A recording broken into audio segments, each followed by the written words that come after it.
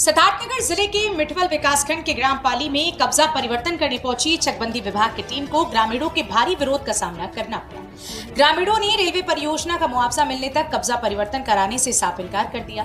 पूरा मामला पाली गांव का है, जहां चकबंदी विभाग की टीम कब्जा परिवर्तन की कार्यवाही के लिए पहुंची थी। ग्रामीणों का कहना है कि गांव के दक्षिणी सीवान से प्रस्तावित बहराइच खलीलाबाद रेलवे लाइन गुजरने वाली है, जिससे उनकी जमीन प्रभावित होगी। ग्रामीणों का आरोप है कि अगर इस समय कब्जा परिवर्तन कर दिया गया तो कई किसान रेलवे परियोजना के मुआवजे से वंचित हो सकते हैं। इसी बात को लेकर ग्रामीणों ने मौके पर विरोध प्रदर्शन शुरू कर दिया। मौके पर पहुंचे एसीओ चकबंदी सुनील कुमार गुप्ता ने ग्रामीणों को समझाने का प्रयास किया, लेकिन ग्रामीण अपनी मांग पर अड़े रहे।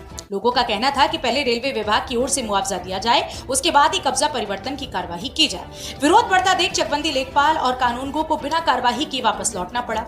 ग्रामीणों ने जिलाधिकारी को प्रार्थना पत्र देने की भी बात कही। ग्रामीणों ने चेतावनी दी है कि यदि मुआवजा मिलने से पहले जबरन कब्जा परिवर्तन किया गया तो किसान आंदोलन और अनशन करने को मजबूर होंगे, जिसकी जिम्मेदारी शासन प्रशासन की होगी।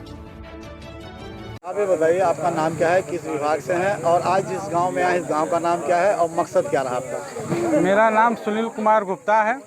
मैं सहायक चकबंदी अधिकारी बांसी द्वितीय के पद पर कार्यरत हूँ।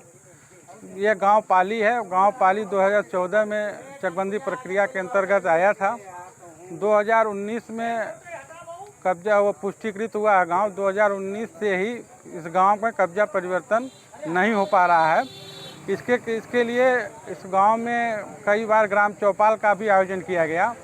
पहले गांव वाले कहते थे कि जब तक मुआवजा ना मिल जाए तब तक हम काम आगे नहीं बढ़ने देंगे, लेकिन बाद में जब कुछ ग्राम चौपाल आयोजन किया गया, जिसमें हमारे उप संचालक चकबंदी महोदय भी आए थे, उनके द्वारा सारी चीज़ें बताई गई, तो गांव वालों ने कहा कि ठीक है साहब, पहले खेत नपवा लिया जाए, कुछ समस्याएं आएंगी। किस चीज़ के मुआवजे की बात हो रही है? उस समय रेलवे लाइन यहाँ से जा रही है कुछ घाटों में, उसके मुआवजे की बात कर रहे थे।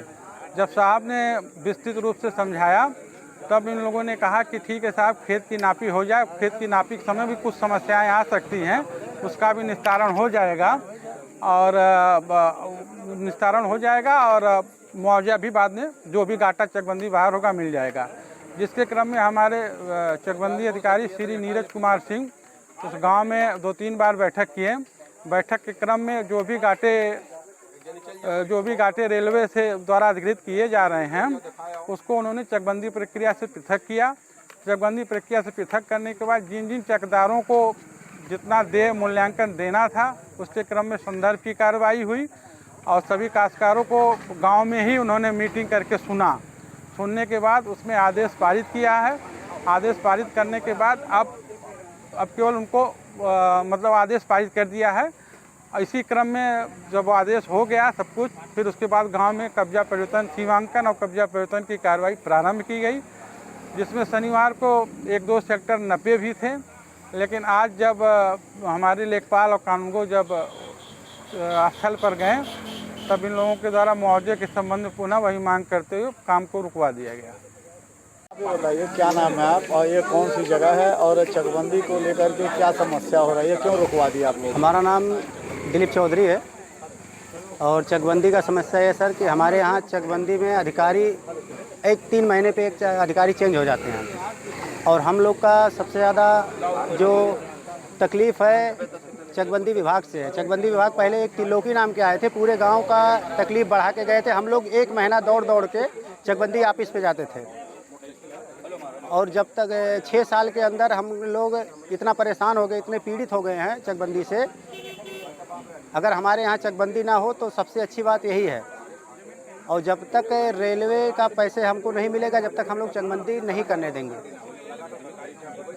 आप ये बताइए, क्या नाम है और ये जगह कौन सी है, चकबंदी कहाँ पे हो रही है, क्या समस्या हो रही है? हमारा नाम रामपत चौधरी है, ग्राम पाली निवासी हैं। हमारे गांव में चकबंदी के विषय को लेकर आज 6 साल की प्रक्रिया चल रही है, जिसमें गांव भर बहुत परेशान हो गए हैं। समस्या ये है कि हमारे यहाँ से रेलवे जा रही है, उसका भुगतान नहीं हो रहा और चकबंदी के पीछे अधिकारीगण लोग पड़े हुए हैं कि पहले चकबंदी करवा लिया जाए, जिसमें हमारे ग्रामवासी मतलब वो कह रहे हैं कि हमारा भुगतान करवा दीजिए, उसके बाद चकबंदी करवाइए। और इसी को लेके हम लोग प्रार्थना पत्र सब अधिकारीगण लोग को दिए हैं लेकिन अभी उस पर कोई सुनवाई नहीं हो रही है। बार बार यही कहा जा रहा है कि पहले चकबंदी करवाओ फिर आप लोगों का भुगतान होगा। कौन कह रहा है ये आए हैं, ये चकबंदी विभाग के अधिकारी हैं। तो अब बार बार जितनी बार आते हैं अलग अलग अधिकारी आते हैं, आज भी आए हैं, बैठे हुए हैं अधिकारीगण, कह रहे हैं कि आप लोग चकबंदी करवाइए, भुगतान आप लोगों का होगा। लेकिन हमारे ग्रामवासी कह रहे हैं कि हमको पहले आप ये बताइए क्या नाम है, कौन सी जगह है, चकबंदी को लेकर क्या परेशानी है? मेरा नाम आनंद स्वरूप है, ग्राम पाली है। और चकबंदी की जो समस्या है वो समस्या यह है कि हमारे यहाँ ग्राम से रेलवे जा रहा है और रेलवे की मुआवजा मिल जाए, हम लोगों की सारी समस्या ख़त्म हो जाए। चकबंदी अपना काम करावे, बिना मुआवजा मिले चकबंदी की कोई प्रक्रिया आगे ना बढ़ाया जाए। कितने दिन से प्रक्रिया चल अरे ये तो कम से कम 6-7 साल से चल रहा है हमारे यहाँ चकबंदी। तो 6 साल में अधिकारी आए होंगे, गए होंगे, क्या वही अधिकारी हैं? नहीं, तमाम लोग आए गए, उसके बाद जो है फिर आज भी आए हुए हैं, उनसे अपनी समस्या का समाधान के लिए अवगत कराया गया। लेकिन यह है कि सबसे बड़ी समस्या है कि वो कह रहे हैं मेरे अंडर में नहीं है मुआवजा।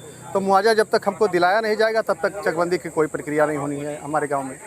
क्या इसकी शिकायत आप जिले के किसी जिम्मेदार अधिकारी से किए हैं? हाँ, दिया गया है, कई बार अवगत कराया गया है और उसकी समस्या के लिए वो रोके भी। जब हम लोगों ने प्रार्थना पत्र दिया तो रोक भी दिए। लेकिन यह है कि हम लोगों की एक ही समस्या है कि जब तक रेलवे का मुआवजा न मिल जाए तब तक ये चकबंदी प्रक्रिया रोकी जाए।